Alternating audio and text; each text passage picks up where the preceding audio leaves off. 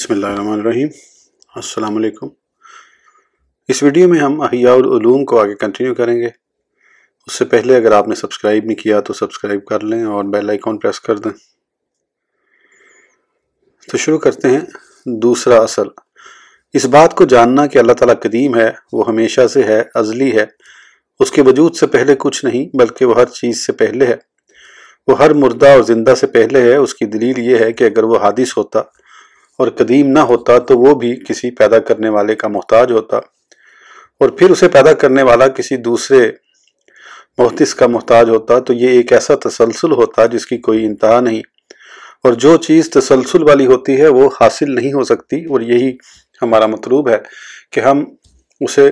عالم کو بنانے والا، اس کا آغاز کرنے والا، پیدا کرنے، اس کا محدث اور موجد کہتے ہیں۔ تیسرا اصل، اس بات کا علم ہونا چاہیے کہ وہ ازلی ہونے کے ساتھ ساتھ ابدی بھی ہے، اس کے بعد کسی کا وجود نہیں، وہی اول و آخر اور ظاہر و باطن ہے، کیونکہ جس کا قدیم ہونا ثابت ہو وہ معدوم نہیں ہو سکتا۔ اس کی دلیل یہ ہے کہ اگر وہ معدوم ہو جائے تو ذاتی طور پر معدوم ہوگا یا کسی معدوم کرنے والے کی وجہ سے ہوگا جو اس کی ضد ہے، اور جس کے بارے میں یہ تصور ہو کہ وہ ذاتی طور پر دائمی ہے۔ اگر اس کا معدوم ہونا جائز ہے تو یہ بھی جائز ہوگا کہ وہ وجود میں بھی آ جائے۔ تو جس طرح وجود کا ظاہر ہونا کسی سبب کا محتاج ہے، اسی طرح عدم کا پایا جانا بھی کسی سبب کا محتاج ہوتا ہے، اور یہ بات باطل ہے کہ وہ کسی مقابل معدوم کرنے والے کی وجہ سے معدوم ہو، کیونکہ اگر یہ معدوم کرنے والا قدیم ہو تو اس کی موجودگی میں اس کا وجود کیسے قدیم ہو گیا، حالانکہ پہلے دو ضابطوں کے مطابق اس اللہ تعالیٰ کا وجود اور قدیم ہونا ظاہر ہو چکا ہے، تو اس کا وجود قدیم کیسے ہو سکتا ہے جبکہ اس کے ساتھ اس کی ضد ہو؟ اور اگر معدوم کرنے والی مخالف چیز حادث ہو تو یہ بات محال ہے، کیونکہ یہ حادث جو قدیم کی ضد ہے وہ اس قدیم کے وجود کو دور کرنے میں قدیم سے اولیٰ نہیں ہے کہ قدیم اس کے وجود کو ختم نہ کرے اور یہ اس کے وجود کو دور کر دے، بلکہ ختم کرنے سے دور کرنا آسان ہے، اور یہ قدیم حادث کے مقابلے میں زیادہ مضبوط اور اولیٰ ہے۔ چوتھا اصل، اس بات کو جاننا چاہیے کہ اللہ تعالیٰ جوہر نہیں کہ وہ کسی جگہ میں آ سکے، بلکہ وہ جگہ کی مناسبت سے بلند اور پاک ہے۔ اس کی دلیل یہ ہے کہ ہر جوہر کسی جگہ میں ہوتا ہے اور وہ اپنے مقام کے ساتھ خاص ہوتا ہے، پس وہ دو حال سے خالی نہ ہوگا، وہاں ساکن ہوگا یا وہاں سے حرکت کر جائے گا، پس وہ حرکت و سکون سے خالی نہ ہوا، اور وہ دونوں حادث ہیں، اور جو وجود کسی حادث سے خالی نہ ہو وہ خود بھی حادث ہوتا ہے، اور اگر اسے ایسا جوہر تصور کیا جائے جو کسی مکان میں ہے لیکن قدیم ہے تو عالم کے تمام جوہر قدیم ماننا ہوں گے، اور اگر کوئی شخص اسے جوہر کہے لیکن کسی جگہ میں نہ مانے تو وہ لفظ کے اعتبار سے غلطی پر ہوگا، معنی اعتبار سے نہیں۔ پانچواں اصل، اللہ تعالیٰ کے لیے جسم نہیں جو جواہر سے مرکب ہوتا ہے، کیونکہ جسم اس چیز کو کہتے ہیں جو جواہر سے مرکب ہو، اور جب اس کا ایسا جوہر ہونا باطل ہو گیا جو کسی جگہ میں آ سکتا ہو تو اس کا جسم ہونا بھی باطل ہو گیا، کیونکہ ہر جسم کسی مکان سے مختص اور جواہر سے مرکب ہوتا ہے، لہذا جوہر کا پھٹنے اور جڑ جانے، حرکت و سکون اور شکل و مقدار سے خالی ہونا محال ہے، اور یہ حدوث کی علامات ہیں۔ اور اگر یہ عقیدہ رکھا جائے کہ عالم کو بنانے والا جسم رکھتا ہے تو جائز ہوگا کہ سورج اور چاند بلکہ کسی دوسرے جسم کو بھی معبود مان لیا جائے۔ اور اگر کوئی شخص جرأت کر کے یوں کہے کہ اللہ تعالیٰ جسم ہے لیکن جواہر سے مرکب نہیں، تو یہ الفاظ میں غلطی ہے اور اس کے ساتھ ساتھ جسم کی نفی بھی ہو جائے گی۔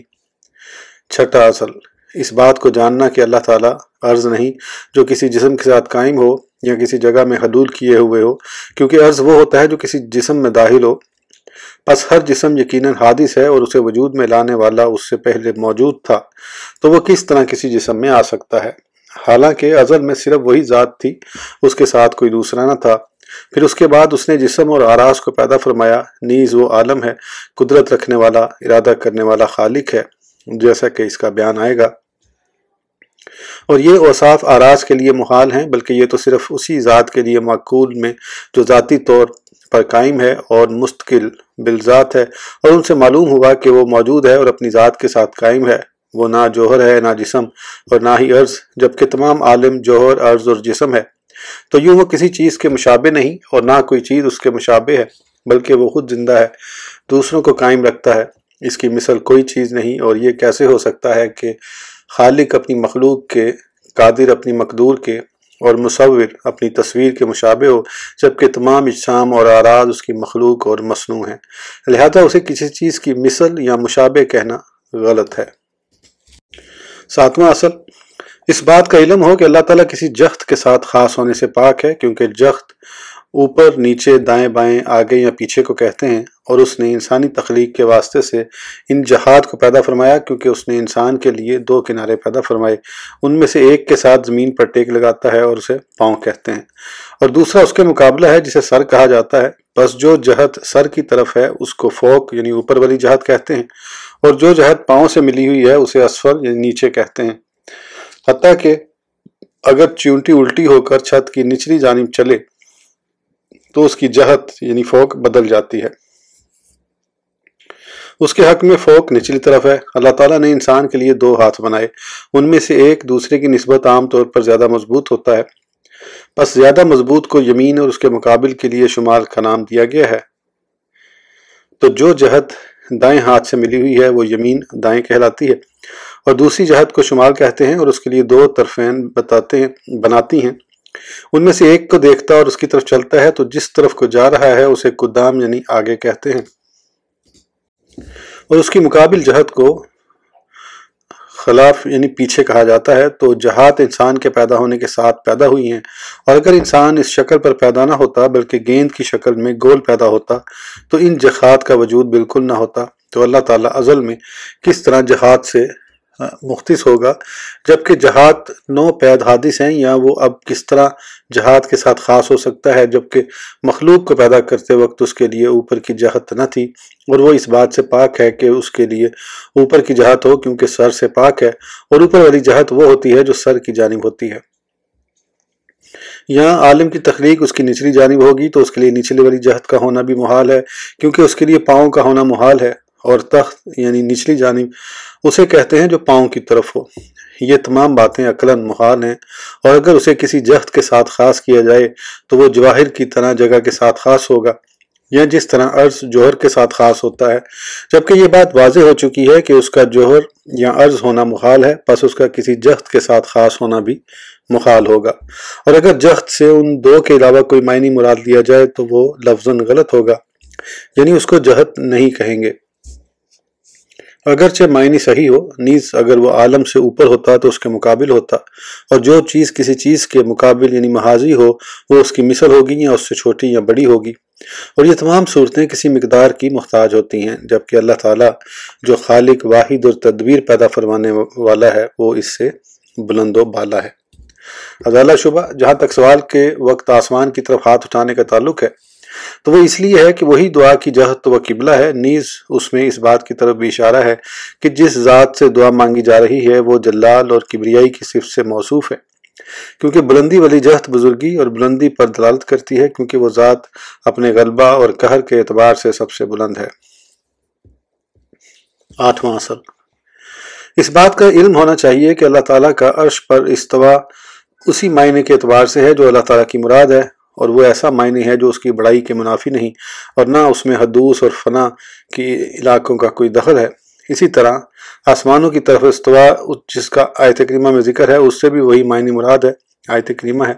ثم استوى الى السماء وهي دخان، ترجمہ پھر اس نے آسمان کی طرف استوا فرمایا اور وہ دھواں تھا، اور یہ بھی قہر اور غلبے کے اعتبار سے ہے، جیسے کسی شاعر نے کہا بشر نے عراق پر غلبہ حاصل کیا لیکن نہ تلوار استعمال کی اور نہ خون بہایا۔ اہل حق اس تعویل کی طرف مجبور ہیں جیسے اہل باطل اس آیت کی تعویل پر مجبور ہوئے۔ ارشاد خداوندی ہے وَهُوَ مَعَكُمْ أَيْنَمَا كُنْتُمْ، اور وہ تمہارے ساتھ ہے تم جہاں بھی ہو۔ اس آیت میں معیت کو بلا اتفاق احاطہ اور علم پر محمول کیا گیا، اور نبی اکرم صلی اللہ علیہ وسلم کی اس حدیث شریف کو اور غلبے پر محمول کیا گیا۔ ترجمہ، مومن کا دل اللہ تعالیٰ کی انگلیوں میں سے 2 انگلیوں کے درمیان ہے۔ نیز نبی اکرم صلی اللہ علیہ وسلم کی درجہ ذیل حدیث کو عزت و آرام پر محمول کیا گیا۔ آپ نے فرمایا، ترجمہ، حجر اسود اللہ تعالیٰ کی زمین میں اس کا داہنا ہاتھ ہے، کیونکہ اگر اسے اپنے ظاہر پر چھوڑ دیا جائے تو اس سے محال لازم آئے گا۔ اسی طرح اگر استوا سے قرار پکڑنا اور ٹھہر جانا مراد لیا جائے تو قرار پکڑنے والا جسم ہوگا جو عرش کو چھو رہا ہوگا، یہاں تو وہ اس عرش کی مثل ہوگا، اس سے بڑا یا چھوٹا ہوگا، اور یہاں یہ بات محال ہے، اور جو چیز محال کی طرف لے جائے وہ خود بھی محال ہوتی ہے۔ لمحہ اصل اس بات کو جاننا ہے کہ اگرچہ اللہ تعالیٰ صورت اور مقدار سے پاک ہے، جہات اور کناروں سے منزہ ہے، لیکن قیامت کے دن آنکھوں سے دیکھا جائے گا، کیونکہ ارشاد خداوندی ہے وجوہ یومئذ ناظرات الی ربها ناظرات۔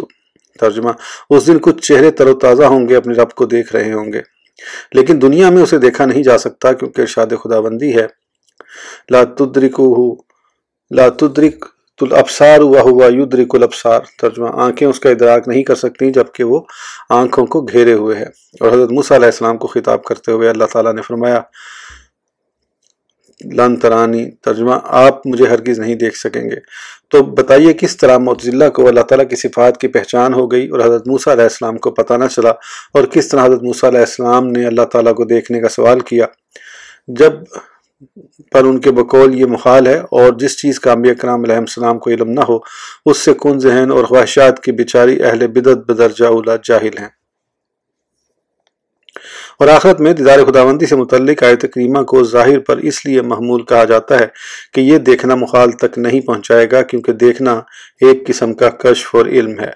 البتہ یہ علم سے زیادہ واضح ہے، تو جب علم کا تعلق اللہ تعالیٰ کے ساتھ ہو سکتا ہے اور وہ کسی جخت سے خاص نہیں تو کسی جخت کے بغیر دیکھنے کا تعلق ہو سکتا ہے، اور جس طرح اللہ تعالیٰ کا مخلوق کو دیکھنا جائز ہے حالانکہ وہ ان کے مقابلے میں نہیں ہے، تو یہ بھی جائز ہے کہ مخلوق مقابلے میں ہونے کے بغیر اس کی زیارت سے مشرف ہو، اور جس طرح اسے کسی کیفیت و صورت کے بغیر معلوم کیا جا سکتا ہے اسی طرح اسے دیکھنا بھی جائز ہے۔ 10واں اصل اس بات کا علم ہونا چاہیے کہ اللہ تعالیٰ ایک ہے، اس کا کوئی شریک نہیں، تنہا ہے، اس کا کوئی مثل نہیں، وہ پیدا کرنے اور ایجاد کرنے میں منفرد اور مختار ہے، اس کا کوئی مثل نہیں جو اس کا ہم پلہ ہو، اور نہ کوئی اس کا مقابل ہے جو اس سے جھگڑے یا دشمنی کرے۔ اس کی دلیل اللہ تعالیٰ کا یہ ارشاد گرامی ہے لو کانا فیہما آلہۃ الا اللہ لا فسادتا۔ ترجمہ، اگر زمین و آسمان میں اللہ تعالیٰ کے سوا کوئی اور معبود بھی ہوتے تو ان دونوں کا نظام خراب ہو جاتا۔ اس کا بیان یہ ہے کہ اگر دو خدا ہوتے اور ان میں سے ایک کسی کام کا ارادہ کرتا تو دوسرا اگر اس کی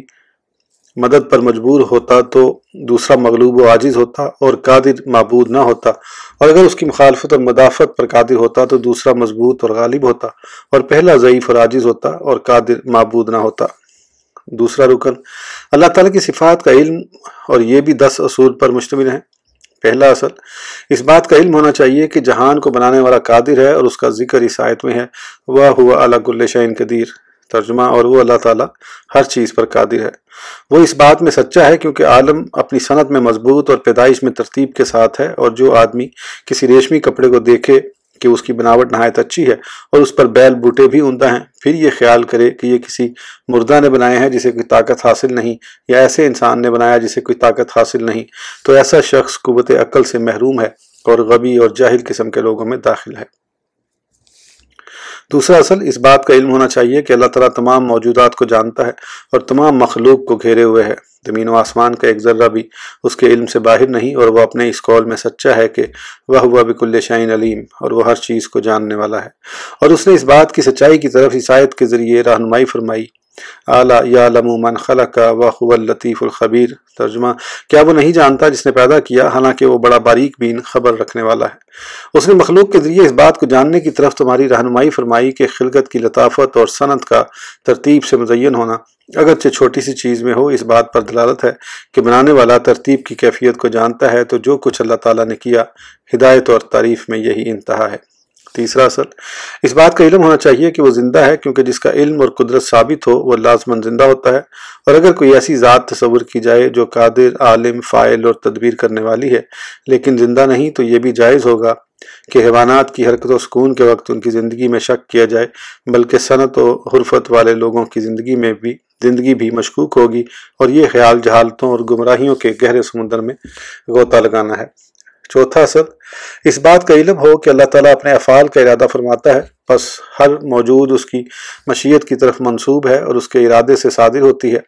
پس وہ ابتداً پیدا کرنے والا اور لوٹانے والا ہے، اور جس چیز کا ارادہ فرماتا ہے اسے عمل میں لاتا ہے۔ اور وہ کیسے ارادہ کرنے والا نہیں ہوگا جبکہ جو فعل اس سے صادر ہوتا ہے ممکن ہے اس سے اس کی ضد بھی صادر ہو، اور جس چیز کی ضد نہیں تو ممکن ہے کہ یہ اس سے پہلے پائد میں صادر ہو۔ پاتید یا یہ کچھ میٹھا ہوا لگ رہا ہے۔ جبکہ قدرت دونوں ضدوں اور وقتوں سے ایک طرح کی مناسبت رکھتی ہے، لہذا ارادہ ضروری ہے جو قدرت کو ان دو مقدور چیزوں میں سے ایک کی طرف پھیر دے۔ اور اگر معلوم چیز کی ارادہ کے ساتھ تخصیص کا علم ضروری نہ ہو اور یوں کہا جائے کہ یہ اس وقت پائی گئی جس کا پہلے سے علم ہے، تو اس کا قدرت سے بے نیاز ہونا بھی جائز ہوگا، اور کہا جا سکے گا کہ یہ کسی قدرت کے بغیر وجود میں آتی ہے کیونکہ اس کا اس وقت میں پایا جانا پہلے سے علم میں تھا۔ پانچواں اصل، اس بات کا علم ہو کہ وہ سننے دیکھنے والا ہے، اس کی نگاہ سے دل کے خطرات اور وہم و فکر کی مخفی باتیں بھی پوشیدہ نہیں ہیں۔ رات کی تاریکی میں سخت پتھر پر چلنے والی سیاہ چونٹی کی آواز بھی اس کی سماعت سے بچ نہیں سکتی، اور وہ کیسے سمیع و بصیر نہیں ہوگا جبکہ سماعت و بصارت کمال ہے، نقص نہیں، اور کس طرح مخلوق اپنے خالق سے زیادہ کامل ہو سکتی ہے، اور مصنوع اپنے بنانے والے سے کس طرح زیادہ اور مکمل ہو سکتا ہے، اور کس طرح تقسیم انصاف پر مبنی ہوگی جب خالق کی ذات میں کمی ہو اور اس کی تخلیق و صنعت کامل ہو۔ اور حضرت ابراہیم کی وہ دلیل کیسے صحیح ہوگی جو آپ نے اپنے چچا کے خلاف پیش کی جب وہ جہالت و گمراہی کی وجہ سے بتوں کی پوجا کرتا تھا؟ آپ نے اس سے فرمایا، ترجمہ، تم اس چیز کی پوجا کیوں کرتے ہو جو نہ سنتا ہے نہ دیکھتا ہے اور نہ تمہیں کچھ فائدہ پہنچا سکتا ہے؟ اگر یہ بات اس آزر کے معبود میں ہو جاتی تو آپ کی دلیل باطل ہو جاتی اور اللہ تعالیٰ کا یہ قول صحیح نہ ہوتا۔ بَتِلْکَ حُجَّتُنَا آتَيْنَاهَا إِبْرَاهِيمَ عَلَىٰ قَوْمِهِ، ترجمہ، اور یہ ہماری دلیل ہے جو ہم نے حضرت ابراہیم علیہ السلام کو ان کی قوم کے خلاف عطا فرمائی۔ تو جس طرح کسی عضو کے بغیر اس کا فاعل ہونا اور دل و دماغ کے بغیر عالم ہونا معقول ہے، اسی طرح آنکھ کی پتلی کے بغیر اس کا بصیر اور کان کے بغیر سمیع ہونا بھی عقل کے مطابق ہے، کیونکہ ان دونوں باتوں میں فرق نہیں۔ چھٹا اصل، اللہ تعالیٰ کلام کے ذریعے یتکلم ہے، اور یہ ایک وصف ہے جو اس کی ذات کے ساتھ آواز اور حرف کے بغیر قائم ہے، بلکہ اس کا کلام کسی اور کے کلام کی طرح نہیں ہے، جس طرح اس کا وجود دوسروں کے وجود کے مشابہ نہیں، اور کلام در حقیقت کلام نفسی ہے۔ آواز کو حروف کی شکل اس پر دلالت کے لیے دی گئی ہے، جس طرح بعض اوقات اس کلام پر انسانی حرکتیں اور اشارے دلالت کرتے ہیں، اور یہ بات کس طرح بعض غبی لوگوں پر مشتبہ ہو گئی، حالانکہ یہ جاہل شعراء پر مشتبہ نہیں ہوتی۔ چنانچہ ان میں سے کسی شاعر نے کہا، بے شک کلام تو دل میں ہے، زبان کو دل پر دلیل بتایا گیا ہے، اور جس کی عقل و سمجھ اس سے اس بات کے کہنے سے نہ روکے کہ میری زبان حادث ہے، لیکن اس پر جو کچھ میری قدرت حادثے کی وجہ سے ظاہر ہوتا ہے وہ قدیم ہے، تو اس کی عقل سے طمع ختم کر دے اور اس کے ساتھ گفتگو سے اپنی زبان کو روک دے، اور جسے یہ بات سمجھ نہ آئے کہ وہ قدیم ہوتا ہے جس سے پہلے کوئی چیز نہ ہو، اور تمہارے قول بسم اللہ میں با تاسین سے پہلے ہے تو وہ سین جو با کے بعد ہے قدیم نہ ہوگی۔ تو ایسے شخص کی طرف توجہ سے اپنے دل کو پاک رکھ، بعض بندوں کو مطلب تک پہنچنے سے دور رکھنے میں اللہ تعالیٰ کا کوئی راز ہے، اور جسے اللہ تعالیٰ گمراہ کرے اسے کوئی ہدایت نہیں دے سکتا۔ اور جو آدمی اس بات کو عقل سے دور جانتا ہے کہ حضرت موسیٰ علیہ السلام نے دنیا میں آواز و حرف کے بغیر کلام سنا، تو وہ اس بات کا بھی انکار کر دے کہ قیامت کے دن وہ ایک موجود کو دیکھے گا جو کسی اور رنگ کے بغیر ہوگا، اور اگر اس کی عقل اس بات کو تسلیم کرتی ہے کہ وہ ایسے وجود کو دیکھے گا جو رنگ، جسم، اندازے اور مقدار سے پاک ہے، حالانکہ ابھی تک اس نے ایسی کوئی چیز نہیں دیکھی، تو سننے کی قوت میں بھی اسی بات کو سمجھنا چاہیے جسے اس نے دیکھنے کی قوت میں سمجھا ہے۔ اور اگر وہ سمجھتا ہے کہ اللہ تعالیٰ ہی علم کے ساتھ تمام موجودات کو جانتا ہے، تو اسے ایک صفت کو بھی سمجھنا چاہیے جس کے ذریعے وہ تمام کلام کرتا ہے، جس پر عبارات دلالت کرتی ہیں۔ اور اگر اس بات کی سمجھ آتی ہے کہ ساتوں آسمان اور جنت و دوزخ ایک چھوٹے سے ورق میں لکھے جاتے ہیں، ذرے کے برابر دل میں محفوظ ہو سکتے ہیں، اور یہ سب کچھ آنکھ کے چھوٹے سے ڈھیلے کے ذریعے دکھائی دیتے ہیں، حالانکہ آسمان، زمین، جنت اور دوزخ آنکھ کی پتلی، ورق اور دل میں نہیں اترے، تو اسے یہ بھی سمجھنا چاہیے کہ کلام زبان کے ذریعے پڑھا جاتا ہے، دلوں میں محفوظ اور مصاحف میں لکھا جاتا ہے، لیکن کلام ذاتی ان میں نہیں آتا، کیونکہ اگر لکھنے سے اللہ تعالیٰ کا کلام ذاتی طور پر کاغذ میں آ جائے تو اللہ تعالیٰ کا نام لکھنے سے اس کی ذات بھی ورق پر آنی چاہیے۔ اسی طرح آگ کا لفظ لکھنے سے آگ بھی کاغذ پر آ جائے تو وہ جل جائے۔ اس ویڈیو کے لیے اتنا ہی، پھر انشاءاللہ اگلی ویڈیو میں آگے کنٹینیو کریں گے۔ اس وقت تک کے لیے اجازت دیجیے، سبسکرائب کرنا نہ بھولیں۔ اللہ حافظ۔